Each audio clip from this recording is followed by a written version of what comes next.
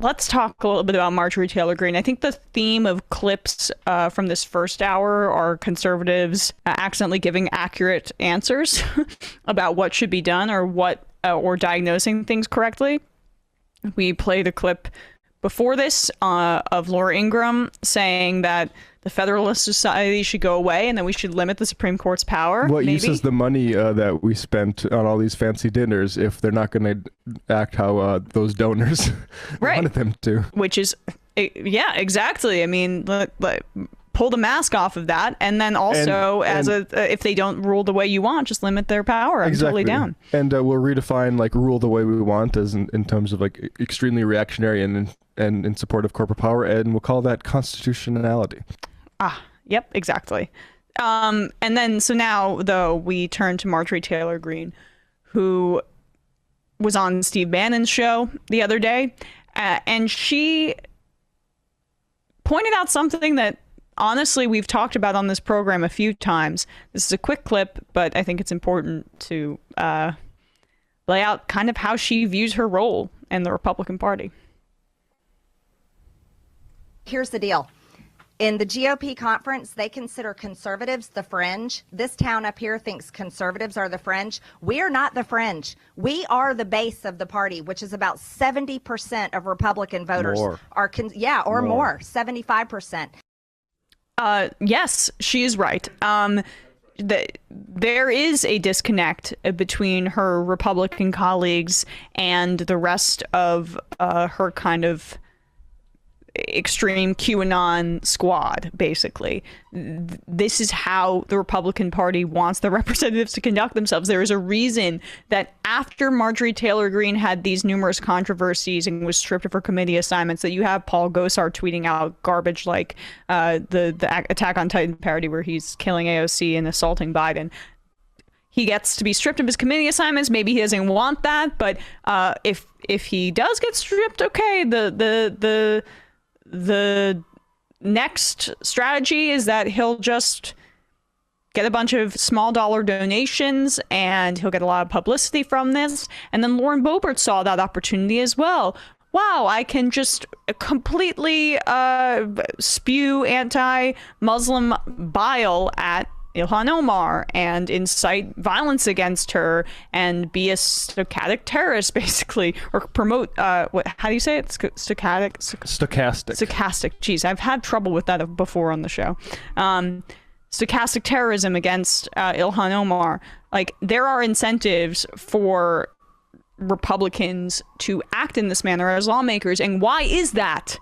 It's not because they are the fringe. It's because there's a large pool of people who this rhetoric appeals to. That's something that someone like Steve Bannon understands. It's something that someone like Marjorie Taylor Greene understands. And it's something that the Democratic Party, for some reason, cannot understand. They cannot comprehend that the people that they walk the halls with and the people that they write legislation with are nut jobs. Or at least that the people that vote for them want more of Marjorie Taylor Greene than they want of Adam Kinzinger, which is why Kinzinger is not seeking re-election for that very same reason, because that's why Liz Cheney was sanctioned by her state Republican Party, because she dared to say that Donald Trump did not win the election. Like, there are multiple videos of Boebert say that Jihad Squad thing. The specific like elevator story with the backpack. Yeah, that's a stump speech for them. That means it's practice. It means she said it all over Colorado, right? Like, this is the language that they're communicating to their supporters on. And it builds on itself as well, because the more this is normalized, the more the base is going to crave it. Like, why would you want the distilled, or why would you want the watered down version of the real shit that you really want, right? I mean, that's what they want. They want their representatives calling members of Congress that are female, that are non-white, racist names, and using those tropes. I mean, that's what they say behind closed doors anyway. And so leadership does have consequences. And when you normalize this in the halls of Congress, those kinds of voters are gonna want more of it. And unfortunately, it doesn't have the narrowing effect or the chiseling off effect that lawmakers think that it does, essentially.